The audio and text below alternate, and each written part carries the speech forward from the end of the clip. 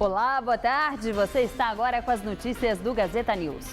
Mais um ônibus foi incendiado nesta quarta-feira na capital paulista. Neste ano, a média está em um veículo queimado por dia na Grande São Paulo. O ataque foi por volta do meio-dia na estrada de Boi-Mirim, na Zona Sul, após manifestantes fecharem a via. Ninguém ficou ferido. Segundo a ASP Trans, desde o dia 1º de janeiro até ontem, foram 29 ônibus queimados na cidade. A quantidade é maior do que a registrada durante todo o primeiro semestre de 2013, quando ocorreram 21 ataques. Os ônibus queimados já prejudicaram 200 mil paulistanos. E no começo da tarde, 3 pessoas foram detidas e 2 menores apreendidos, acusados de terem participado do incêndio ao ônibus. O jovem baleado durante um protesto no último sábado diz que reagiu com um estilete após ser baleado pelos policiais que o perseguiam. A versão de Fabrício Proteus Chaves, de 22 anos, contraria a versão dos 3 PMs que alegam que atiraram no jovem para se defender de uma tentativa de ataque. A confusão foi durante uma manifestação contra a Copa do Mundo no último sábado. O protesto começou tranquilo, mas terminou em atos de vandalismo no centro da cidade. Fabrício, que foi abordado em Higienópolis, foi alvejado no tórax e na virilha e ficou em coma induzido, mas ontem pela manhã recuperou a consciência. O caso é investigado pela Corregedoria da Polícia Militar e pela Polícia Civil. Fabrício segue internado na UTI da Santa Casa de Misericórdia sem previsão de alta. De acordo com o advogado do jovem, os objetos supostamente explosivos encontrados na mochila dele são, na verdade, de um colega que estava junto no protesto. E a Corregedoria da PM instaurou um inquérito para apurar quem são os policiais que aparecem em um vídeo atropelando e agredindo uma mulher no mesmo protesto do último sábado. A gravação foi divulgada nas redes sociais por um morador da rua onde tudo aconteceu na região central da capital. No vídeo é possível ver uma mulher sendo cercada por policiais da Rocan na esquina das ruas Havaiandava e Acaraú. Um deles avança e atropela a jovem, outro chuta a moça que continua caída. Depois todos vão embora. É possível identificar um dos carros da PM. A vítima, que também teve a foto divulgada na internet, ainda é guardada na Corregedoria da Corporação para prestar depoimento. Sobe para 5 o número de mortos na queda de uma passarela na linha amarela no Rio de Janeiro. Um homem que estava em um carro esmagado pela estrutura morreu nesta manhã. Ele sofreu traumatismo craniano. A carreta que trafegava com a caçamba erguida bateu em uma das passarelas da linha amarela. O motorista afirmou que não sabia que a caçamba estava suspensa e não tinha conhecimento de que era proibido trafegar na via naquele horário. A circulação de caminhões é proibida na linha amarela até às 10 horas da manhã e o acidente foi às 9 da manhã. A perícia vai apurar se houve algum problema mecânico que levou ao acionamento involuntário da caçamba. Também será investigado se o condutor estaria no celular no momento da colisão. Se considerado culpado, o motorista Luiz Fernando da Costa, de 33 anos, pode responder por homicídio culposo quando não há intenção de cometer o crime. E agora há pouco o motorista confirmou a suspeita e disse à polícia que estava falando ao celular no momento do acidente. A polícia disse que vai checar informações com a companhia telefônica. E o acidente reacendeu a discussão sobre os dispositivos de segurança para caminhões que trafegam pelas grandes cidades. Rafael Quinalha tem os detalhes. O acidente ontem no Rio de Janeiro com um caminhão basculante que derrubou uma passarela de pedestres levantou questionamentos sobre normas que deveriam ser seguidas para o carregamento dessas caçambas basculantes. O Mário Rinaldi, diretor executivo da ANFIR, a Associação Nacional dos Fabricantes de Implementos Rodoviários, vai explicar para a gente. Existem normas a serem seguidas sim, né? Existem normas da BNT, são NBRs. Basicamente são 3 itens, um deles que é para o acionamento do sistema de levantamento da caçamba basculante, onde você não é um simples botão, você tem que fazer um sistema de puxar e travar. O segundo, um sinal sonoro e visual que está no painel do caminhão, onde aquilo apita e pisca uma luz vermelha para chamar a atenção do motorista, dizendo que a caçamba basculante está sendo levantada. E um terceiro, que é eletrônico, que está acoplado à tomada de força, que impede que ela funcione com o caminhão a mais de 10 km por hora. Com tudo isso funcionando, um acidente como esse seria praticamente impossível. Praticamente impossível com tudo isso funcionando. E a Polícia Militar baleou um suspeito na tarde de hoje durante uma perseguição na Avenida Paulista. O disparo foi na altura da Rua Peixoto Gomide. Testemunhas relataram que o suspeito havia roubado o relógio de um motorista e depois saiu correndo a pé. Durante a perseguição, um sargento foi atropelado por um ônibus.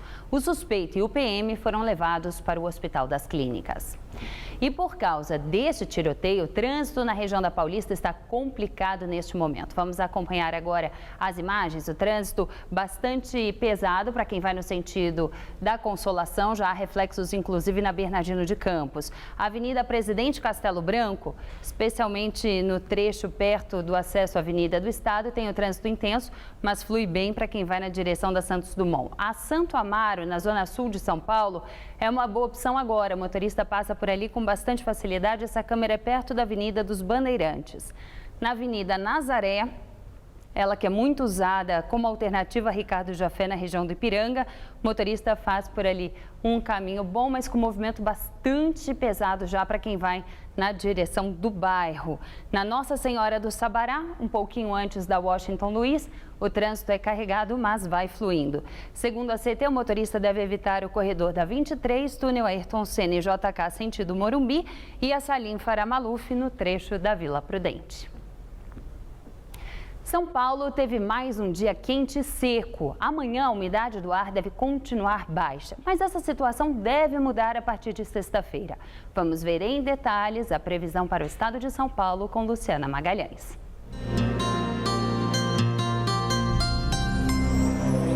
Uma grande massa de ar seco que se instalou sobre São Paulo garante mais um dia ensolarado e quente amanhã.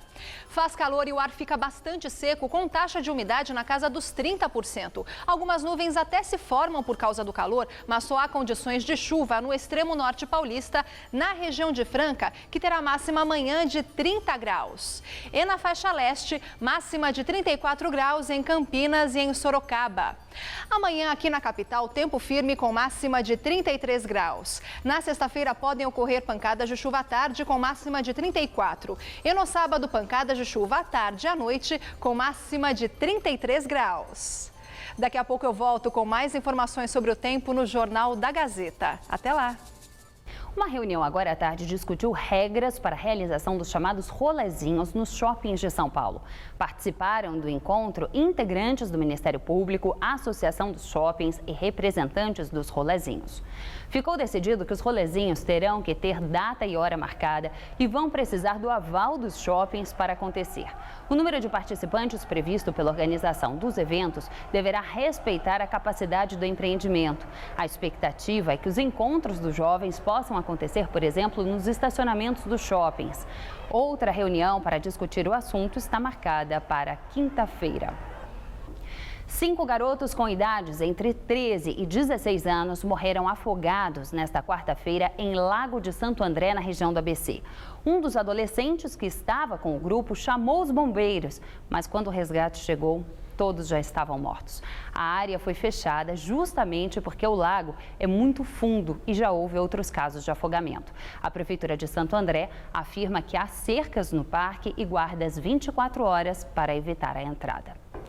Um malabarista é esfaqueado por um morador de rua durante uma tentativa de assalto. Era 00:30 quando um casal que fazia malabares na esquina da Avenida Paulista com a Rua Bela Sintra foi abordado pelo morador de rua. Ele anunciou o assalto, mas o artista de rua reagiu à ação e levou uma facada no peito. O morador de rua conseguiu fugir, mas foi localizado pela polícia e reconhecido pela mulher da vítima. Um malabarista foi internado no Hospital das Clínicas em estado grave. Hoje pela manhã ele passou por uma cirurgia e ainda não há previsão de alta. Cresce o número de mortes em decorrência de assaltos a banco. São Paulo lidera o ranking. De acordo com o levantamento da Confederação Nacional dos Trabalhadores do Ramo Financeiro, 65 pessoas foram assassinadas durante assaltos envolvendo bancos em 2013, 14% a mais que no ano anterior. Desse total, 17 mortes foram registradas em São Paulo, o estado que lidera o ranking. Mais da metade das vítimas eram clientes abordadas durante as chamadas saidinhas de banco. O relatório aponta também uma migração intensa dessa modalidade de crime para cidades do interior dos estados.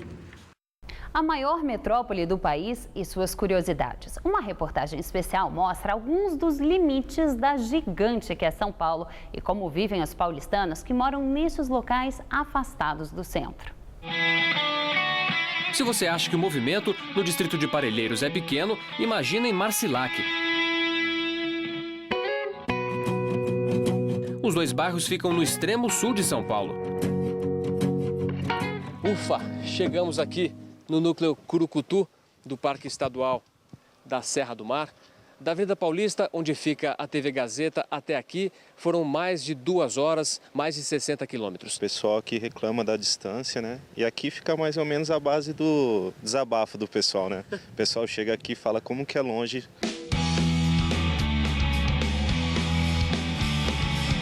Os campos de altitude, algumas pessoas costumam chamar de Cerrado Paulista, porque tem as mesmas características do Cerrado. Enquanto a gente continua explorando a trilha do Mirante do núcleo Curucutu do Parque Estadual da Serra do Mar, a repórter Fernanda Azevedo está no bairro que faz limite com a cidade de Ferraz de Vasconcelos. O que você encontrou por aí, Fernanda? Nós estamos no trânsito. Essa aqui é a Avenida Jacupêssego.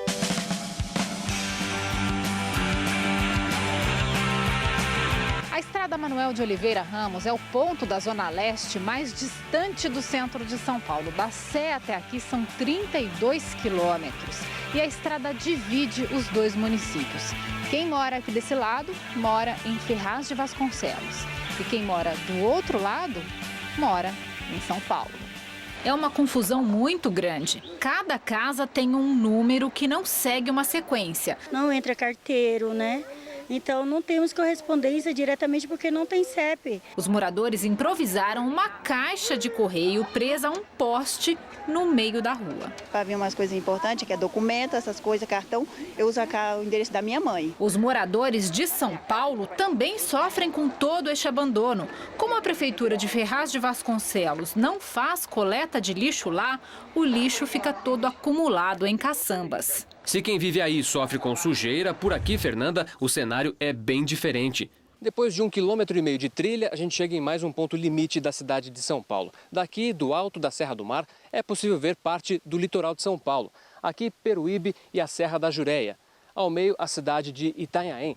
E na outra ponta, Mongaguá.